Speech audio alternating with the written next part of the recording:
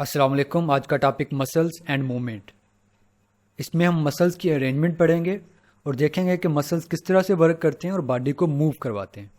Let's see.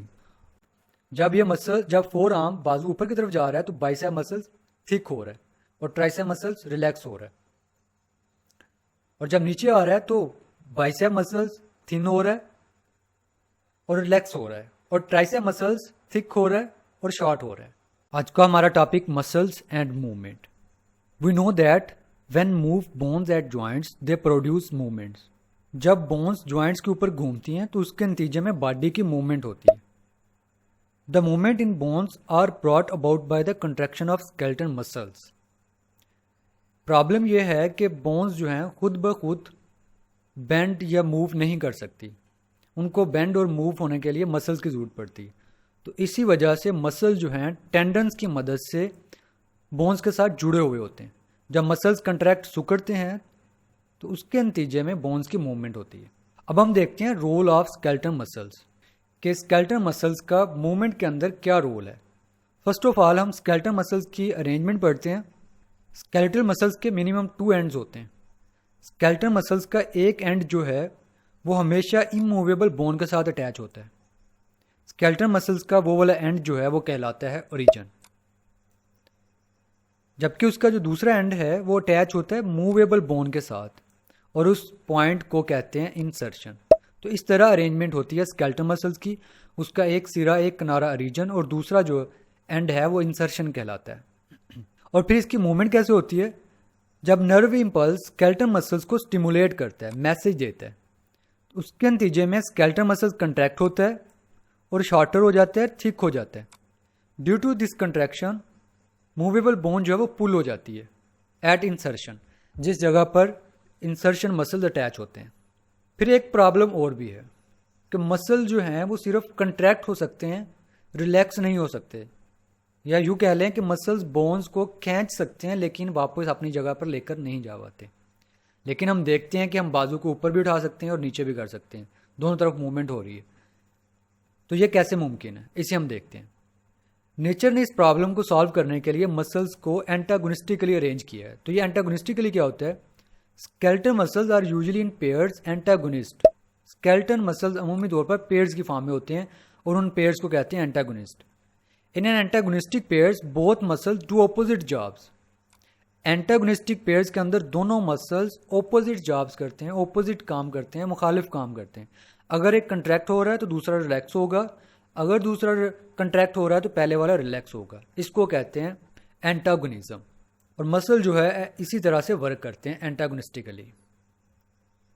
When a muscles contract and bend the joints is known as flexor muscles. वो वाले muscles जो contract होने पर joints को बेंड कर देते हैं, मोड़ देते हैं, वो कहलाते हैं फ्लेक्सर मसल।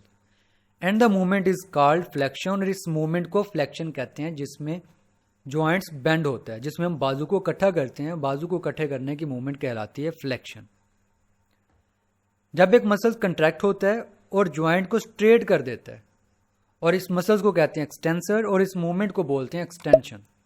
तो इस तरह मसल्स काम करते हैं फ्लेक्शन और एक्सटेंशन की सूरत में। एक मसल्स फ्लेक्शन मूवमेंट करवा रहा होता है, दूसरा मसल्स एक्सटेंशन मूवमेंट करवा रहा होता है। एक मसल्स जॉइंट्स को बेंड कर रहा है, दूसरा जॉइंट को स्ट्रेट कर रहा है। तो इस तरह दो मसल्स ऑपोजिट वर्क करके मूवमेंट को कंप्लीट करते हैं। इसको ग्राफिकली हम देखते हैं ओरिजिन और इंसर्शन को।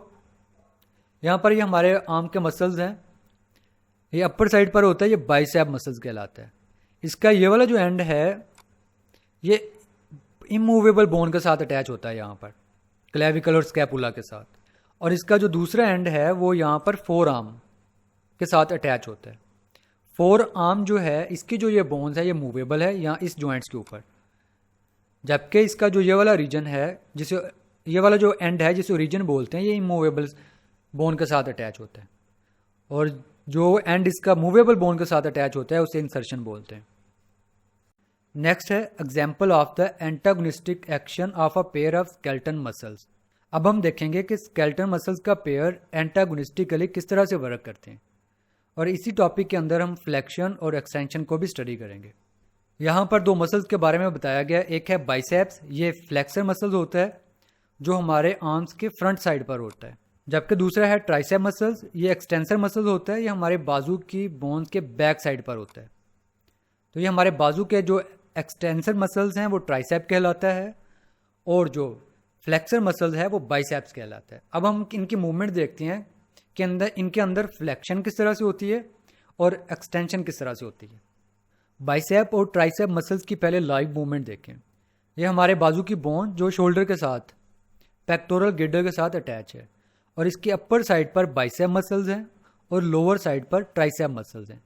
अब नोट करें, जब बाजू ऊपर की तरफ जाता है तो बाइसेप मसल्स शॉर्ट और थिक हो जाता है, और जब बाजू नीचे की तरफ आता है तो मसल्स थिन और लॉन्ग हो जाता है, और इसी तरह ट्राइसेप मसल्स भी थिक और थिन हो रहा है। ये कैसे होता है, इस चीज़ को अब हम देखते हैं। यहाँ पर ग्राफिकल रिप्रेजेंटेशन है बाइसेप और ट्राइसेप मसल्स की। बाजू के अपर साइड पर बाइसेप मसल्स है, और ये अभी कंट्रैक्टेड फॉर्म में है, सिकुड़ा हुआ है और थिक है। इसकी थिकनेस देखें ज़्यादा है, और इसे बाइसेप इसलिए बोला जाता है कि इसके 2 एंड होते हैं जो मूवेबल बोन के साथ अटैच होते हैं, एक ये वाला और एक ये वाला। इस वजह से ये बाइसेप मसल कहलाता है। इसका ये वाला पार्ट रीजन है जो इमूवेबल बोन के साथ अटैच है, और ये वाला पार्ट इसका इंसर्शन है जो 4 आर्म मीन्स के मूवेबल बोन के साथ अटैच है। और इसका जो एंटागोनिस्टिक पेयर है वो है ट्राइसेप मसल्स। ट्राइसेप मसल्स ये लोअर साइड पर होता है बाजू की, और इसके 3 एंड होते हैं, इस वजह से ये ट्राइसेप मसल्स कहलाता है। और इसका ये वाला ओरिजिन है जो इमूवेबल बोन के साथ अटैच है, और ये इसका ये वाला एंड जो है इंसर्शन है जो मूवेबल बोन के साथ अटैच है, 4 आर्म के साथ अटैच है। ये वाले जो बाजू की स्टेट है ये अभी फ्लेक्शन की स्टेट में है। फ्लेक्शन में क्या होता है कि बाइसेप मसल्स कंट्रैक्ट होता है, शॉर्ट हो जाता है, और ट्राइसेप मसल्स रिलैक्स होता है और इलोंगेटेड हो जाता है, जिससे क्या होता है कि बाजू ऊपर की तरफ बेंड हो जाता है, और ये बेंड हुआ जो बाजू है और ये जो मूवमेंट है ये कहलाती है फ्लेक्शन। अब बाजू को स्ट्रेट होना है तो बाजू स्ट्रेट किस तरह से होगा, बाइसेप मसल रिलैक्स हो जाएगा, पहले कंट्रैक्ट था अब क्या होगा, रिलैक्स होगा, और ट्राइसेप मसल जो पहले रिलैक्स था अब कंट्रैक्ट होगा। जब ये कंट्रैक्ट होगा तो ये इन बोन्स के ऊपर प्रेशर लगाएगा और बाजू को नीचे खींचना शुरू कर देगा, जिससे क्या होगा, बाजू बिल्कुल स्ट्रेट हो जाएगा, और ये मूवमेंट कहलाएगी एक्सटेंशन कहलाएगी, जिसमें बाइसेप रिलैक्स हो गया और ट्राइसेप कंट्रैक्ट हो गया। स्केलेटल मसल्स के जो ये एंटागोनिस्टिक पेयर है, इनकी मूवमेंट की वजह से बाजू की मूवमेंट होती है। तो ये था हमारा आज का टॉपिक, फ्लेक्शन और एक्सटेंशन और एंटागोनिस्टिक मूवमेंट ऑफ मसल्स।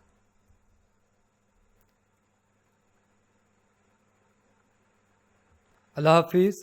अगर कोई क्वेश्चन हुआ तो आप कमेंट के अंदर पूछ सकते हैं।